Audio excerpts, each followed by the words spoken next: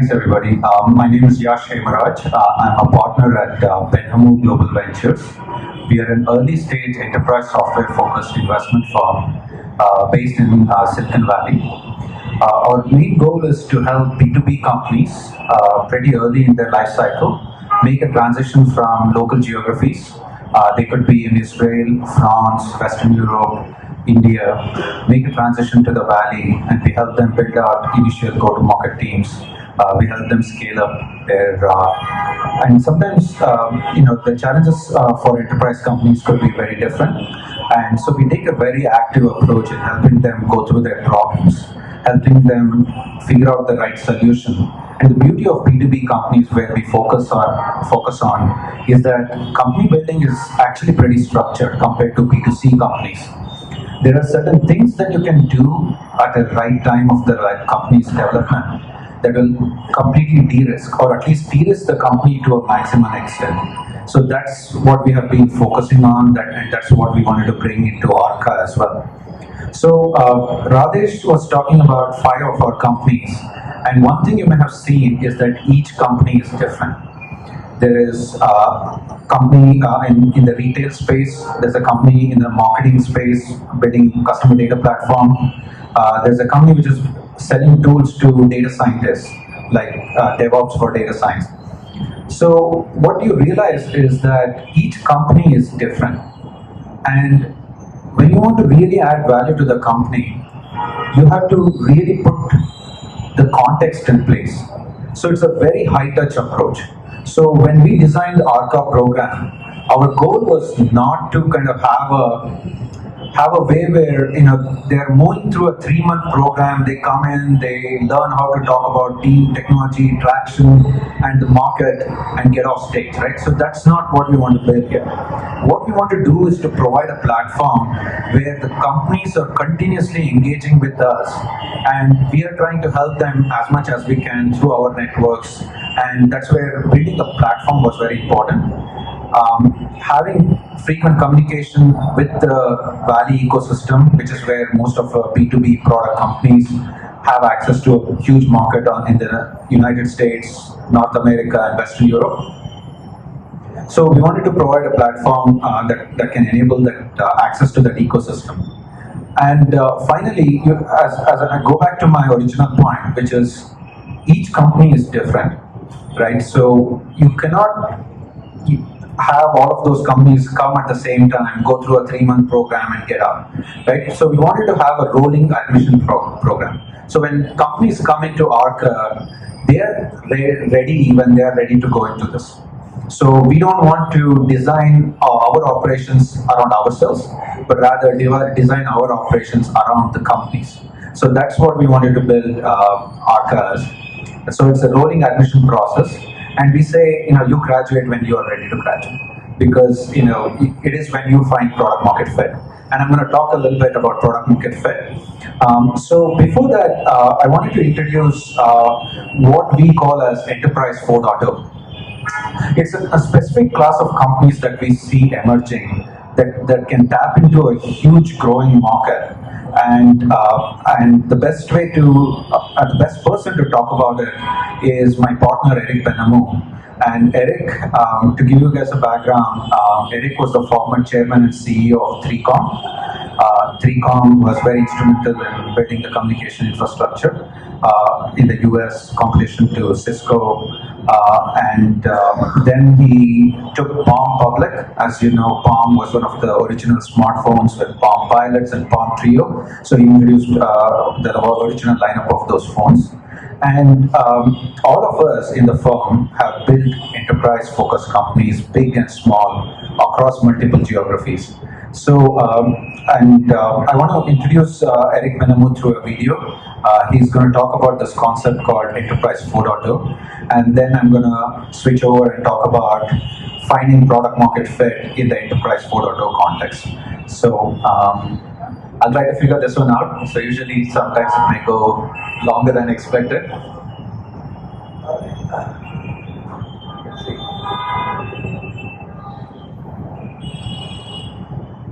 I want to tell you a bit about a phrase that you heard us speak multiple times, called Enterprise 4.0. Enterprise 4.0 is a shorthand for a whole set of new concepts which are coming together at this particular moment in time. And many of you, without even knowing it, are building Enterprise 4.0 companies. And a good place to understand this is to give you a bit of a historical context behind this. So obviously it all started with Enterprise 1.0. Before that, there was no enterprise information technology to speak of. But Enterprise 1.0 is when it all started. And this is when companies started to take computer technology much more seriously. It all started with mainframes and terminals, and soon after that, PCs and labs. And that period really extended into the mid-90s. Many of us at BGV who have a 3Com heritage clearly were in the midst of this, since we built more PC labs than any other company on the planet, and it was a fun ride to have. And then on August 9, 1995, everything changed. Do you know what happened on August 9, 1995? Netscape went public, and most people who chronicle the history of our industry use this as a milestone to basically signal the ushering of the internet era. I was on the front seat, I was on the board of Netscape working with Jim Barksdale and Mark Andreessen. But indeed, this is really the time when the world at large discovered what internet browsing was about. Netscape, of course, created more than just a browser. They created seminal technologies like JavaScript and SSL and a few others. But basically, this is when enterprises started to go beyond just client-server computing. They started to extend their enterprises and started to create websites and deploy technology beyond just the traditional enterprise applications that we know about, like MRP, payroll, and that sort of thing. Retail really discovered the web as a way to engage in e-commerce, and the start of e-tailing really is in the enterprise 2.0 phase. And that extended pretty far into roughly 2008, where something really different started to happen. It was kind of a phase shift. This is when we started to really extend the boundaries of the enterprise beyond just the laptop into the mobile devices. This is when we figured out that we could scale up compute power if we moved it to the cloud. And of course, virtualization was a key predecessor to the cloud. It was necessary. At BGP, we also had a chance to participate in this. We helped to create the first smartphone with Palm, so we knew that something big was going to happen. But it was really beyond any one of our expectations. And because of that, more and more vertical segments of the industry started to embrace these different aspects of enterprise technology. And today we're still largely in that phase, but what's exciting to us is we're on the cusp of a new phase.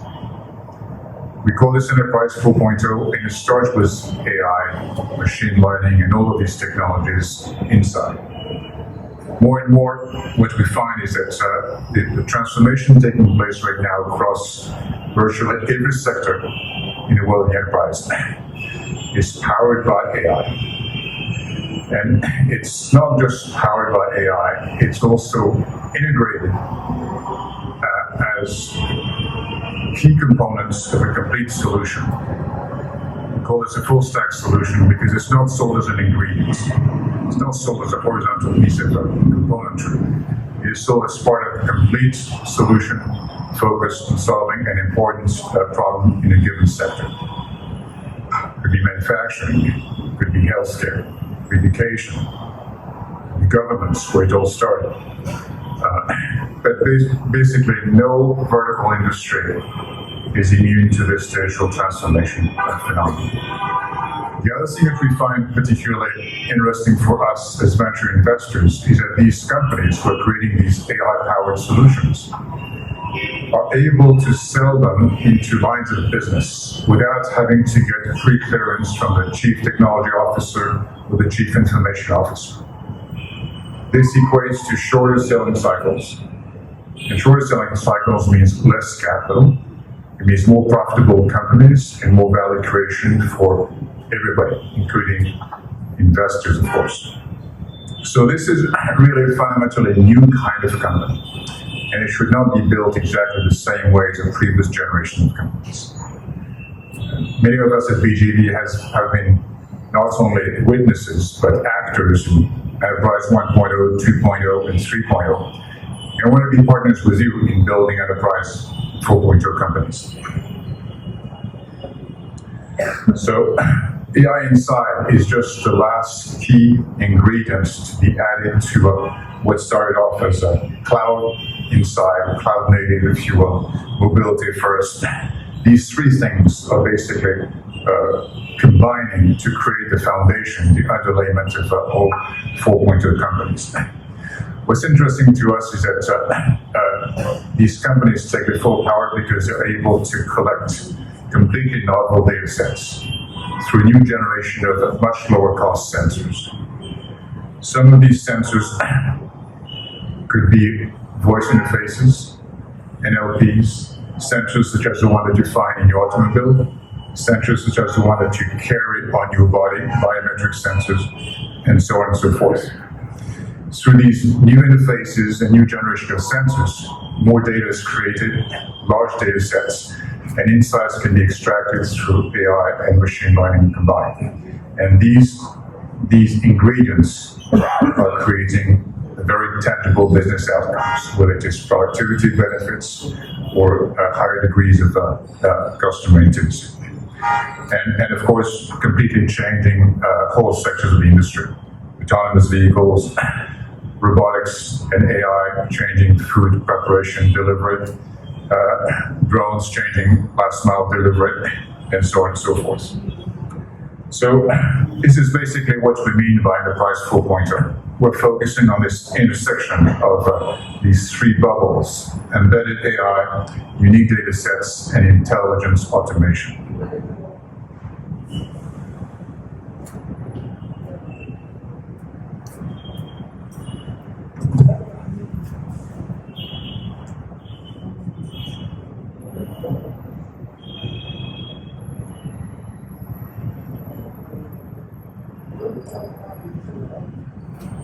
Great.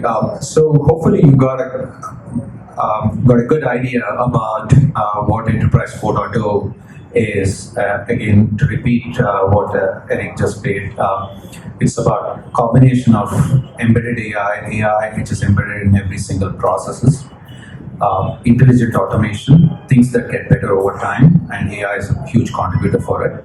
And along with this, there is access to unique data sets. And this access to unique data sets could be data sets that you generate yourself, or sometimes in a lot of enterprise contexts, these data sets could be available in the historians within the enterprise context. So you need to be able to get access to this, and sometimes you need to work with the companies in order to get proprietary access to this. So now, as Eric was alluding to this, this is a new class of companies, right? So finding product market fit is not the same as what it was before. So I wanted to cover that topic today, and I do this with this concept called value waterfall framework. So as you will see, this is actually pretty simple. It is practical. And at the end of the day, for me, it is great if at the end of the day you can come out of it and say that, hey, this is something that we already knew, because that's the whole point. It is something that you all know, but the idea is about putting this into practice in every day within your whole company operations. So this value waterfall framework starts off with the first step, which is, what is the value that you promise to your customer? So this is evident in the customer collaterals that you have. This is in the decks that you present in front of your customers. And this is capturing what is it that you want to deliver to your customers, right? The value that you add as part of using your solution. And one thing you'll see is that in the initial days, a lot of this is based on the assumptions and the insights that you have as a founder. And as time progresses, you will shift towards using more and more use case studies, which are actual customer use cases from the customers, right? So this is the first phase, which is just what is the value that you're promising to your customer. So then we move to what is the value that you're delivering once you have a POC in place. So what is the value that your customers are seeing? And it is one thing that is important is this is not your roadmap. This is the POC that you have deployed in your customers, or this is the solution that your customers are using today. And sometimes, the reason why you need to have a process within the company is that sometimes as you get into your customer, you will realize so many things about the way the customers are that you will be surprised that your solution is actually driving a lot more value. And that's why the dotted line has kind of shown that it could be more than actually what you promise. So the next phase is the customer validation phase, because this is where the rubber meets the road.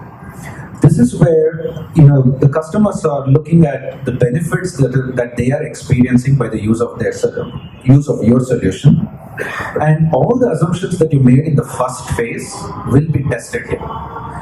And it's not going to be straightforward right from day one. It's going to be an iterative process. You got to have those frequent customer conversations with your customers. You got to say why the customers derived and from the value and where they derive the value from.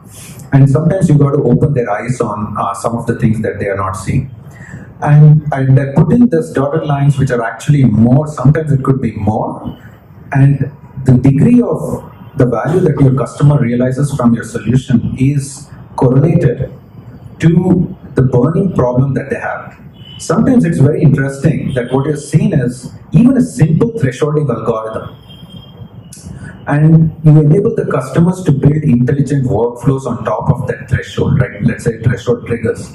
And suddenly, the customer simplify a lot of their operations and cut down a lot of their costs, that the customers may have this wow effect, and that's when the value that they realize from using your solution is actually more, right? So, and the best such customer cases feed into your marketing, into your collateral, and goes back to the value promise phase. So the next phase, it is actually realizing the value. So let's say, by the use of your product, the customer has derived $1 million worth of savings every year. You're not able to charge your customers the same $1 million. It's usually going to be a fraction of the value that you're going to capture. And this is done through your pricing. And usually a lot of times when you look at the industries that are being disrupted today, these are not the digital natives, right? These are the laggard industries that are entering into the digital world right now. So there is a huge dependency on the customer maturity in your industry that you're in. So in some industries where they're digital natives, they may be able to accept a complete SaaS-based pricing model. But in a lot of industries, that may not be true. So you got to work with your customers in a very iterative model. You got to identify that economic factor that as the customers increase more and more and derive more and more value, you're able to capture a big portion of it. So, and like I said earlier, this value captured is going to be in most of the cases a fraction of the value that you're delivering. And finally, you got to do this profitably. If you have an unprofitable engine and you scale that up, it's going to be a disaster. So you got to do this, and that's where the last component of this value waterfall framework is the cost of delivering value.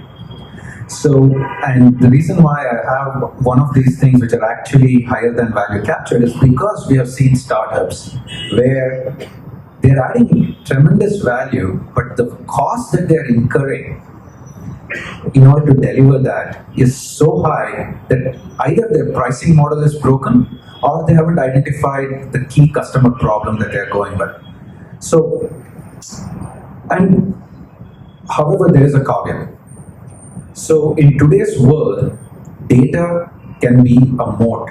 Data can be a staying power for your company. It can be a huge differentiator. And sometimes when you capture this right data, it builds differentiation for you, and it will enable you to add more and more value to your customers as more and more customers come into your platform, right? But what I wanted to point out in this is that don't let it fool you. Don't let the amortization of a cost in a future time keep you away from thinking about profitability at every step as you go along. So these are the 5 steps in the value waterfall framework. So as you can see, this is something that you're new, but it's about building this into the enterprise processes, into the selling processes, and also into the product processes, and seeing how you can get the right numbers continuously and iterate on it continuously. So that's the important thing. So now that you understand this value waterfall framework, it will help you hopefully realize product market fit quicker. But this is not, like I said earlier, not your run-of-the-mill SaaS company. You know, in this industry, especially when you're going into manufacturing floors or when you're transforming some of these industries, it's going to take long sales cycle. So I wanted to leave a few tips for you as you're building these companies, that you got to go in with the patience, and you got to also go in with the investors who have the right patience. The last thing that you want is an investor who's tracking 5 SaaS metrics and coming to you and every day asking you, okay, show me your LTV and show me your CAC. It's not going to happen. You got to be comfortable with the long sales cycles, and you got to also understand that in these industries you will have multiple stakeholders. So every account in B2B selling will have the person who is going to be using it on an everyday basis. You're going to have people who are going to be making the financial decision, and people who are going to be managing the teams that are going to use these solutions. So you have to understand the multiple stakeholders in this buying cycle, buying journey. So, and you'll see that most of these cases, it's very outcome driven. So these are not people who have identified budgets for technology. So you've got to go to the line of business users and focus on what are the outcomes that they are going to realize. And like I was alluding earlier, when we try to design Arka, we try to design our operations around our companies and the type of companies that we want to attract. Similarly, you have to design your operations around your customers. It is not about your technology. It's not about your employees. It's about your customers. So your entire company has to be designed around your customer base. And also, I mentioned this earlier, these guys don't have tech teams. So you got to be able to provide full stack solutions, not an ingredient that your customers can use and derive value, but a full stack solution that they can say, hey, look, this is the business problem and this is the solution that I'm going to be providing. I'll give you an example. Sometimes, you're building AI, using AI to identify, let's say, a health pattern, let's say cardiac, you're analyzing EKG or ECG signals and building and identifying, okay, what's the health issue that you're having, right? So you try to sell to a doctor an AI component. That person is not going to use your AI component. A much faster approach or a much better approach is to package this whole thing as a fully integrated service and offer that service. Now, the doctor can really see the value that you are bringing, because again, for them, you say, okay, what is the false positive rate, false negative rates? They're not going to care about it, right? So that's where it's very important to identify that a lot of your customers don't have internal tech teams, and hence build a full stack solution and a service associated with that. So, and last thing here is, in a lot of times, where your IP is not directly correlated to where you can unlock the most value. So I'll repeat that. So where your IP is and where you can unlock the most value are not in the same places. So that is why it also becomes very important to build a full stack solution, so that even your IP may be somewhere else, but you are able to unlock the maximum potential out of your software. So now going to the next phase, right? So now you have product market fit, and now you're ready to expand into a global context. So one thing we have seen in our companies, because we have companies that are coming out from Israel, from France, Western Europe, they've all made a transition to the US market. The key observation is that you may have product market fit in your current geography, but the product still needs a layer of iteration to reach the global context. So you need to do some changes to your product, and in order to do this quickly, you need to iterate with your customers. It's a cycle, it's a virtuous cycle of fast experimentation and fast learning. This is what contributes to the cycle of getting product market fit in the global context. So one thing that Valley does really, really well is deliver user experiences. It is this delight that they can put in front of the customer that usually leads to faster adoption. So that's another area where you have to pay a lot of attention to, is deliver simple, elegant experiences to your customer. And a big thing that enables you to make all of this successful is your hiring. You have to bring the right people on board. Do not try to bring on a business consultant or somebody who's never built a company into senior roles early in your life cycle. Bring on people who understand the life of a startup, understands the challenges that you go through on an everyday basis. And finally, people who can do it themselves. A person who's managing 200 people cannot switch on one day and kind of roll up their sleeves and do things themselves, right? So you got to, and you don't have the money, and you shouldn't also hire 200 people, right? So you got to have these guys who can roll up their sleeves, get down to the simplest of the things and do it themselves. So that's the people that you need in these early phases of the company building process. And finally, Regis McKenna said, marketing is everything and everything is marketing. It was a few decades ago, and even today it holds true. So in this context, what we realize is it's very important to educate our companies on this aspect. So what we are working right now is a structured marketing program for both the BGV companies as well as for all of our Arka companies on several topics that are extremely relevant towards building enterprise 4.0 companies and getting product market fit in a global context. This is done by June Bauer, who's helped many companies realize product market fit and also realize successful exits. So we are working on this program, and we would love to open it up for our Arka founders. So with this, I probably could take one or two questions, and then we are going to move into panels. So if you have any questions, feel free to ask.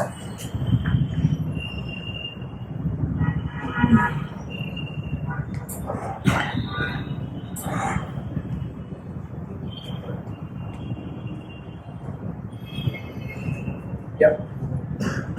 One of the slide points before that IP and the full value or highest value may not match. Can you give some examples for us?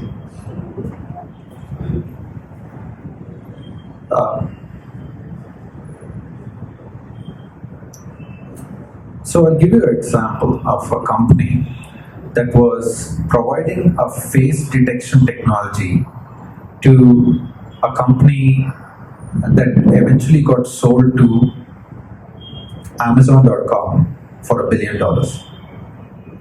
And one of the key reasons why this company was reached good product market fit, and this company sold doorbells, smart doorbells, and they had one of the highest accuracy rates in terms of face detection.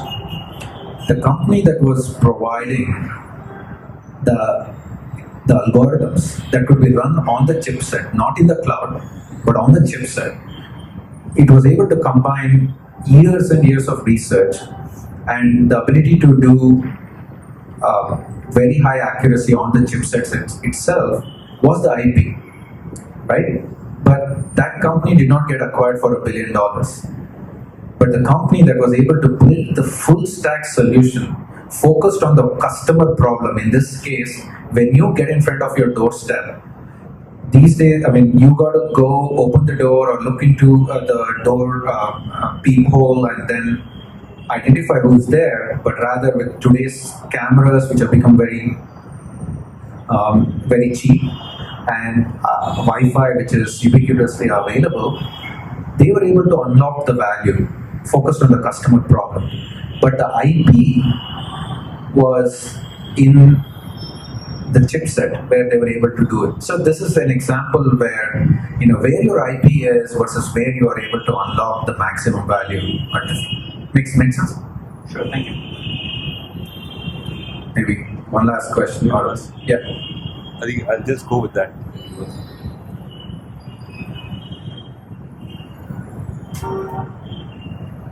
So from a US market standpoint, right? So on-premise versus over the cloud. So what's the trend? Because there's a whole bunch of problems associated with on-premise enterprise, right? Because typically, if I were to build a product out of India, on-premise is, especially in regulated industries like banking and finance, is mostly guided by regulations, right? So your product and market fit, whatever you achieve here, is not your go-to market in the US. So how do you kind of see that dichotomy, and where do you see the trend? Are enterprises actually moving to private clouds versus like on-premise offerings? So I'll answer the question in two parts, okay? So the question was, to repeat it and correct me if I'm wrong.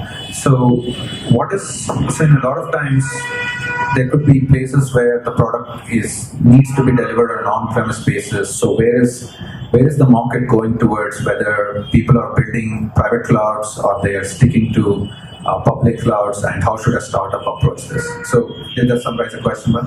So yeah. So, and again, I would say put your customer in the middle of the problem. So, and it depends on the type of customer that you have. Right, so in some industries where the customer is regulated, or in some industries where, let's say, access to a public cloud is actually going to be difficult. So initially, you have to approach it in a on-premise solution. But there is a way in order to do it as well. In today's world, the way DevOps systems have come out, the way you can architect your products around containerization, virtualization, etc., you can actually build a solution where you can actually take the same code base and deploy it in either a private cloud or a public cloud. And in terms of what we see technologies evolving to, is actually, Satya Nadella keeps talking about this a lot, and which is around, even if you look at cloud today, the cloud is 4 data centers in the US. Amazon, right? So Amazon West, Amazon East, and when you are deploying your data, you actually go ahead and say, I will place Yash's data in Amazon West, because that's where I expect his data to be, right? So I think the cloud is going to become much more distributed, and you will see more and more technologies that make building distributed applications easier and keeping data easier. So there is already evolutions around serverless computing and functions as a service, etc. They're still in its very early stages, and depending on your customer maturity model, you will have to pick the right architecture. One thing to avoid is going through the cycle of re-architecting your product at a later stage. It's going to crush few quarters of your life cycle at a later point if you're not paying attention to it. So many companies we have seen wanted to stick with the monolith Java code that they were never able to transition to a microservices organization, and they kept on saying, we will build, the customers will buy the Java, the app, the full app, and we'll even package it up into our virtualization. Never happened, right? So you have to pay attention to the modern technologies, but if the customer needs it to be deployed in his or in its own data center, you have to enable that. Sorry, you had a question. No, actually, we're not. Right. So I'll talk to you. Thanks everybody. Hope this was helpful. Thank you, Yash.